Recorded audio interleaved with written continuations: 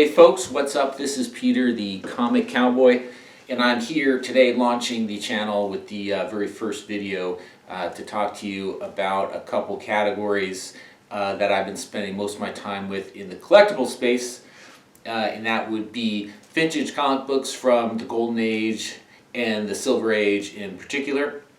We'll touch a little bit on some Bronze Age books, nothing modern. I don't look at that space. And this is both from a collecting and also an investing perspective. And I'm going to jump right in on a few topics that I think are particularly interesting. And these are some of the themes that guided the type of collecting that I did and some of the ways that I went about securing the collection that I have today. And hopefully some of these lessons will be of interest to you and potentially entertaining, potentially fun, potentially passing on a little bit of knowledge your way in terms of things that you may want to get into your collection, or potentially some themes or some ways to secure interesting books and themes, and also some strategies to give you a little bit of an edge when you're bidding on books, whether that's on eBay, in the auction houses. I'm going to walk you through all that stuff throughout the course of the videos that I produce here. So if you'd like to be the first subscriber, please do so, or the 5th or the 10th. And if you like the video, give it a like, and feel free to drop a comment or two if you got something that you'd like me to talk about, or you have some thoughts on material that I'm presenting today. So the first thing I'm going to talk about, when I first started collecting Golden Age books, whether that's DC or Marvel, one of the strategies I deployed that I thought was particularly helpful and gave me an advantage over time, and you see how the books have appreciated, was to focus on heroes that are still relevant, heroes that are still sort of participating either in the Marvel universe, which is very few heroes from the Golden Age are still participating in the Marvel universe today, whether that's the books or in particular the TV or the movie properties. We'll talk about Marvel in a little bit because there's not really a huge fold of heroes other than Cap, Submariner, and maybe you might consider the Torch from the Golden Age to be sort of the precursor to the fellow that showed up in the FF. But really it is DC and that whole universe and that whole sort of constellation of heroes that still participate in the movies and the TVs and the comic shows today, whether that's in the DC connected universe, whether that's in the books or literature or films, ideally, is a really interesting place to play around in because there's a lot of heroes. And everyone knows the more well-known heroes and the ones that have persisted today that you still see in the cinema, whether that's Wonder Woman or Batman or Superman, and to a lesser extent Flash, more on TV, Green Arrow, Green Lantern, and others. I'm going to talk to you today about a couple heroes that you may have overlooked, and why I looked at these guys is that their material passes through all eras of comic books up until today, and that's a really fascinating thing.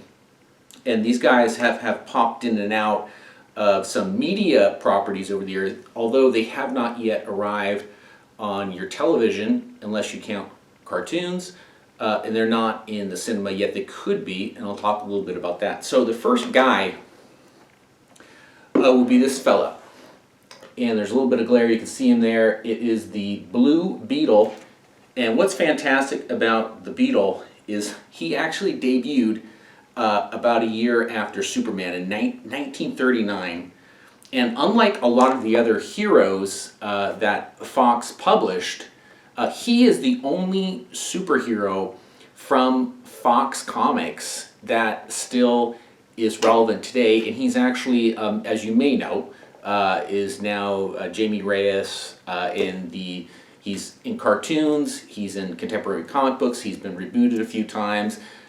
He became, in the 1960s, Ted Kord. I think Ted Kord is probably the version that folks might be most familiar with because he arrived in some of the 1980s DC comics, although today it's Jamie Reyes, and if we do see a Blue Beetle movie, with Booster, I think we'll probably see Jimmy Reyes and we might see Ted Cord, but it's this crime-fighting dude that showed up in 1939. And if you look on CGC, if you look at the census numbers of this particular book, you will notice that they are lower than some of the more well-known, much more highly valuable comic books of that time, such as Superman 1, the Green Lantern 1, Action Comics 1. This book is in lower supply, and also the printing quality from Fox Syndicate of the era was poorer quality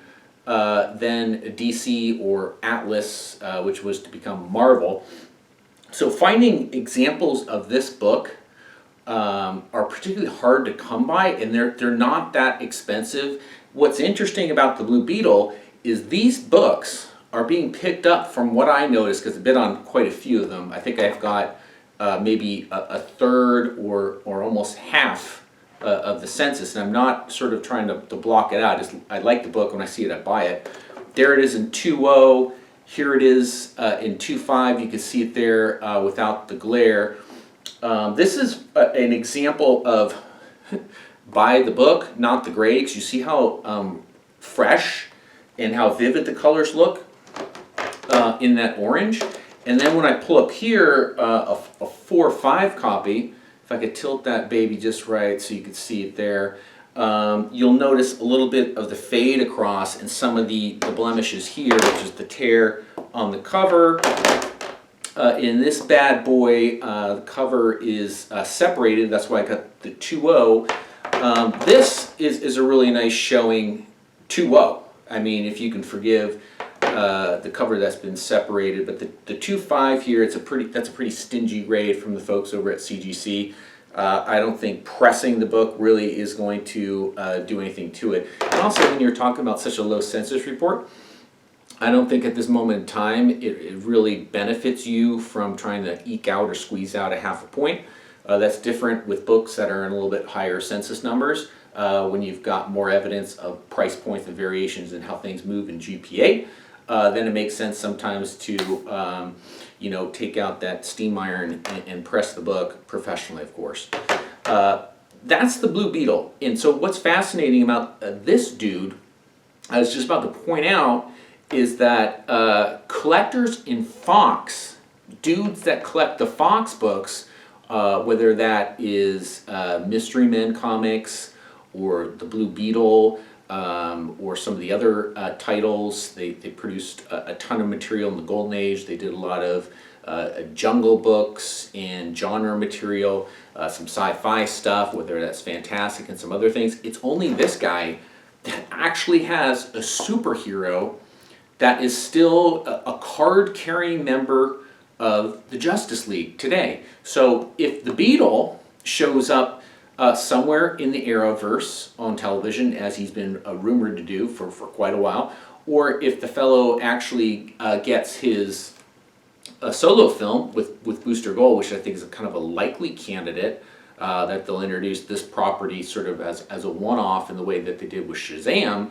This book, all of a sudden, collectors of the Blue Beetle got to look back towards the Blue Beetle books from the late 30s and the early 40s, and they're just in very, very small supply.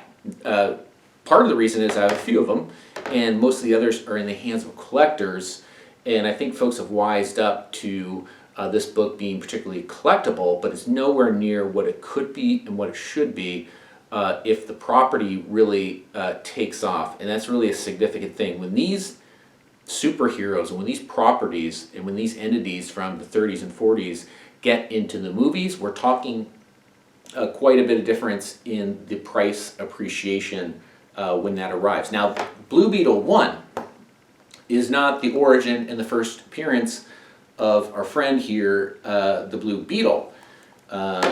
He actually appeared in Mystery Men Comics #1, which is a even harder book to secure than this particular one here. And you could still get Mystery Men Comics. It comes to auction every so often on Comic Connect or Heritage or Comic Link. You will see the book maybe once or twice a year at best. Usually really spirited bidding around that title. Wasn't the case about 4 years ago when I was able to pick up a copy or two at pretty reasonable prices. So this dude's great.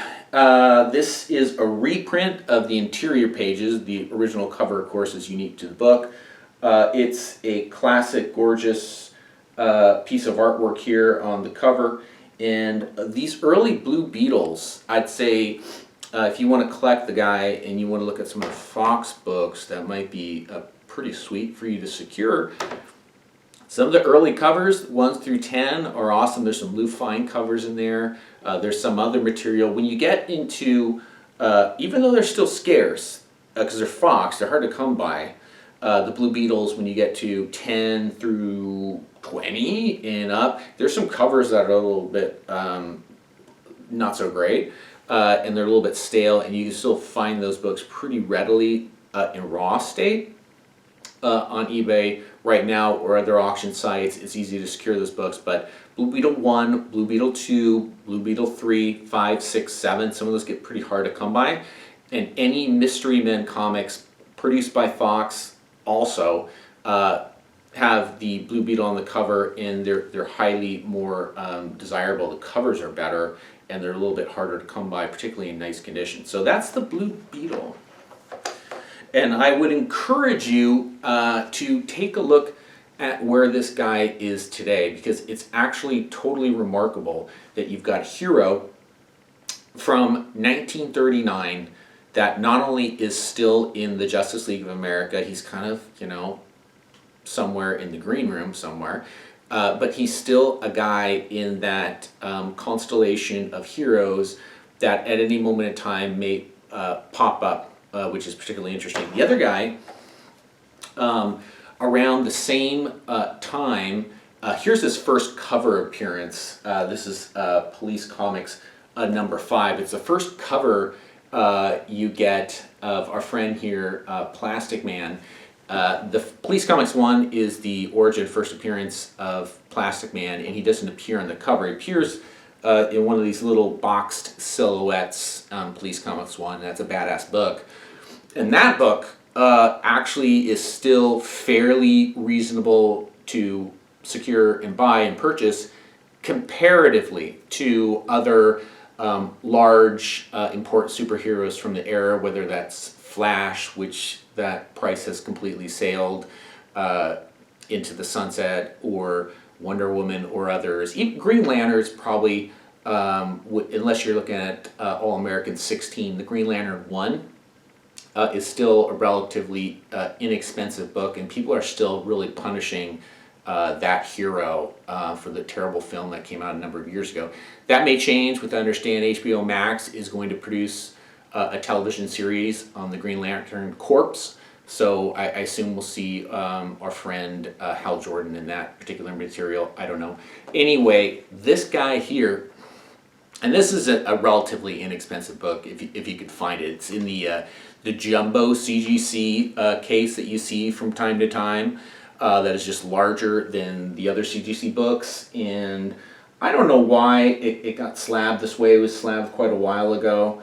It got a little bit of a stingy 4.0, and sort of like our friend the Blue Beetle, Plastic Man is a hero that has really stood the test of time. He is still a member of the Justice League. They are still publishing comic books periodically, not as much as the Blue Beetle today, where you see a lot of books, and they're really doing a lot with the Jamie Reyes character. Our friend here, Plastic Man, is another guy that has been completely overlooked. And you can collect his books without a lot of fuss, and you can secure whether that is the Police Comics line itself or the Plastic Man books, which I think are better. You get a lot of the Jack Cole covers with the Plastic Man books, and they're really relatively inexpensive. A bunch of mile-high copies across the auction block I'd say over the last year, and those went for a bit of a pretty penny, but nowhere near what I think those books could command should our buddy here ever show up in a film. And there's been over the years rumors that the dude would show up in a movie that hasn't happened yet. It's a hard thing because, as you may be aware, development hell or pre-production or all these phases of developing a Hollywood property can take years. They can rotate writers. Different things may happen at the studio. Studio heads may change. The slate may change. Strategies may change. Public taste may change. So it's hard to say that your horse is actually going to come across the line. But this is a horse to saddle up on due to the history of him, the significance of him, and how he has stood the test of time. These are wonderful, wonderful investments for you that are off the radar if you don't want to go where the grass is already well trodden, and that would be with Superman, Batman, Wonder Woman. Those books are priced basically at sort of reflecting current market interest, and there's still upside in those books depending on the issue, the title, the significance, the appearances, etc. These books can suddenly jump in value. You just got to be really patient with this stuff because it might not happen right away. You got to really like the book. You got to really like the hero. You got to like the cover. You got to like the genre. But I just want to share with you in this particular video what I really believe to be one of the core tenets of how I think about collecting and speculating and investing in vintage comic books from this particular era is find heroes that for whatever reason are a little bit out of the spotlight that are still relevant today. And secondly, find heroes potentially that took a turn for the worse, whether it was a poor movie or a poor television show or a comic line that really didn't go in the direction that readers wanted it to do. Gives yourself an opportunity. Now, this isn't the only opportunity out there. This is just sort of one angle and two heroes that the minute I got into collecting comics, I just started looking for this type of hero. There's not a lot of them. There's not a lot of heroes that are from this particular era, late 30s, early 40s, that actually still matter today. That there's still comic books being produced, there's still television shows being written, there's still movies in phases of development that may come to pass in the market. That's a tough bead. That's tough to find.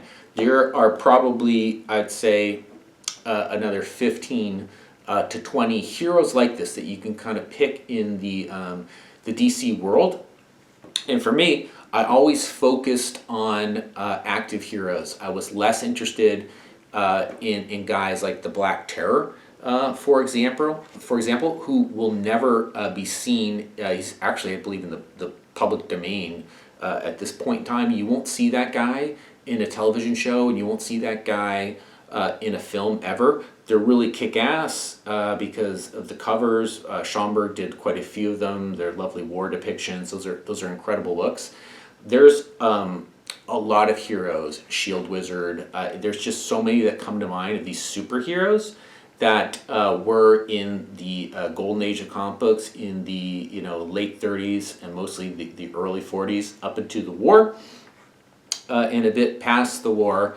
That today are dead to rights. They either the rights sort of died with the publisher that went underwater. In the case of Beetle, it moved to Charlton, and Charlton was then acquired by DC. So they took that stable of guys and heroes into their cubby, and they did something with it. But there is a big difference between collecting the Blue Beetle and collecting the Black Terror. The Black Terror is not really a title or a property that is really going to dramatically increase in value because the market really isn't going to afford you anything else to move the needle on that other than potential speculative interest in the career of Schomburg and where war books may go. So anyway, that's sort of Wraps up the first video here. Did it in sort of one take. These are going to be long form deep dives on specific issues and corners of the collecting universe, and hope you enjoyed. Thanks for your time.